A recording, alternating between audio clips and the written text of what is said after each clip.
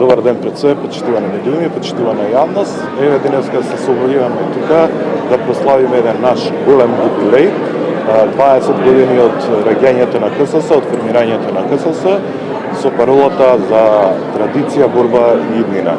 20 години каде што имаше и падови и успеси, 20 години кои што денеска треба сите заедно да ги одбележиме на овој наш голем настан.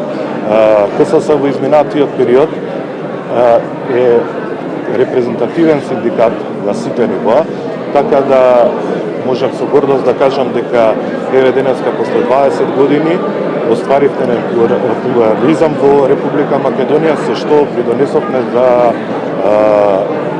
унапредување на работничките права.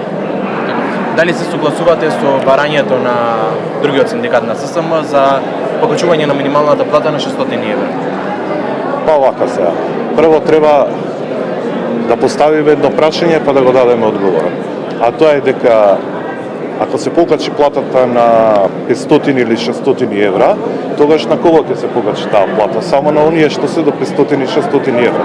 Што останува со другите 400-500 работници кои што знаеме дека низ годините со покачувањето на минималната плата не се покачуваат тие плати и настана еден голем хаос. Ние се бориме за покачување на сите плати во државата, а не само на минималната плата. Еве, можам тука ексклузивно да кажам дека наскоро веќе ние и седнуваме со дел од работодавачите, каде што има желба да преговараме и да видиме колку може да биде минималната плата. 500, 600, 700, зашто да не? Има и такви размислувања. Така, барањето ми беше меѓутоа не само за минималната плата, туку покачување и на сите останати плати за 100 евра. Па сега, во овој дел, каде што треба да се покачат сите плати, не е детално кажано, така да тие плати што требаше да се покачат, требаше да дојдат оние до 500 и оние над 500 уште до 600 евра. Но пак остануваме тука, на истото, на кого ќе се покачат. Ние имаме во државата недостаток на инженери, на ветеринари, имаме недостаток на доктори. Доктори, ветеринари, инженери не работат за 500-600 евра. Затоа кажуваме, ако се покачува минималната плата, треба да се покачи на сите работници подеднакво. Не како во минатото, знаеме, сведоци сме дека минималната плата се покачи 80-90%, но сите вработени во државата останаа со куси ракави и платите не се усогласуваа.